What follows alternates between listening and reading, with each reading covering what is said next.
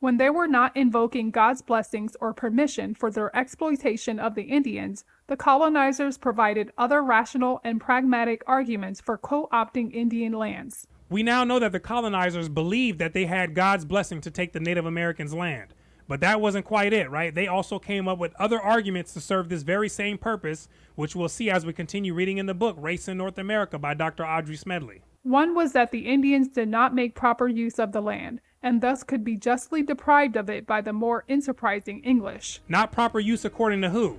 The English, because I'm sure that the Native Americans, they felt that they were making proper use of the land according to their own standards, right? But the English colonizers, they didn't feel that way. And in their minds, it was poorly used. Such an argument, as we have seen, had been invoked to force the Irish off their lands. A more pervasive argument was the ancient one of the right of conquest. This was often linked to a religious position. God had chosen the English to find these new shores, so he must have wanted them to possess such bountiful land. Another dangerous idea, right? People believing themselves to be chosen by God. And so according to the English, they were chosen by God to do what? To find and possess the North American land. Conquest was thus God's ordained plan. It was he who had led them thence. God was he who led the English colonizers to exterminate the people and colonize the land, right? This was his plan, right? And this is how they used God to justify their doings. The Puritans, as God's chosen people, were responsible merely for carrying out his will. And what was his will? Whatever the Puritans decided that it was, right? And in this case, it was converting, colonizing, conquering, and controlling. Although God's supposed will should have been sufficient, an even more secular and philosophical argument was also put forth, which derived from such knowledge of ancient codes of laws. John Winthrop expressed this in the rationalization of English rights to land in North America. Now what I want you to do is pay close attention to how these rights were conveniently constructed to support their objective. There are, he declared, two types of rights that God has given mankind: natural rights and civil rights. Okay, we have two types of rights. We have natural and then we have civil rights. Got it. Natural rights were held by all men, including those who live in a state of nature.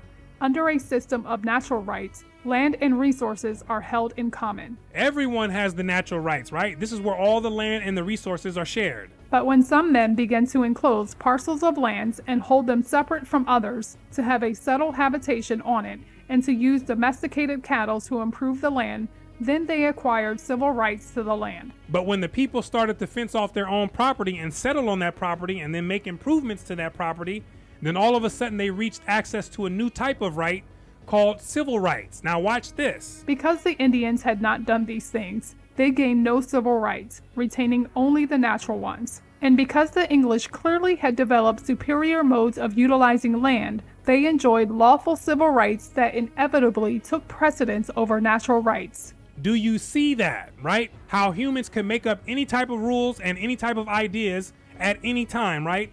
This is what they were doing and what humans have always done, right? This idea of having natural rights, this is an invention of the humans.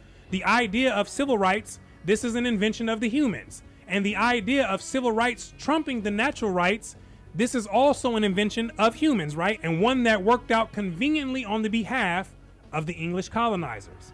Understand? Under this argument, superior, civilized people had legitimate cause to seize land, as long as they left sufficient areas for the uncivilized to exercise their natural rights. The sufficient area that they left for those who they called uncivilized people are called reservations, right? And many of those areas are way out there in the boondocks, right? Because the colonizers, they took the fatness of the land, right?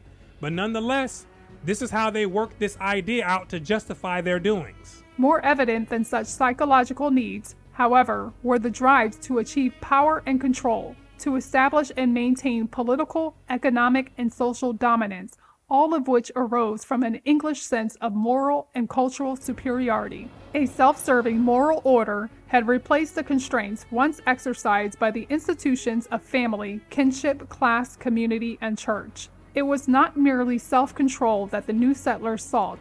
It was control over others and over potentially advantageous situations and resources. And the control over others is what they most definitely achieved, right?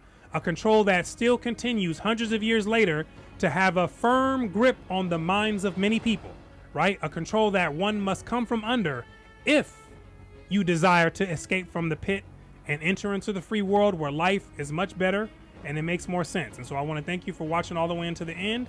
My name is Brooklyn St. Michael, and I'll see you in the free world.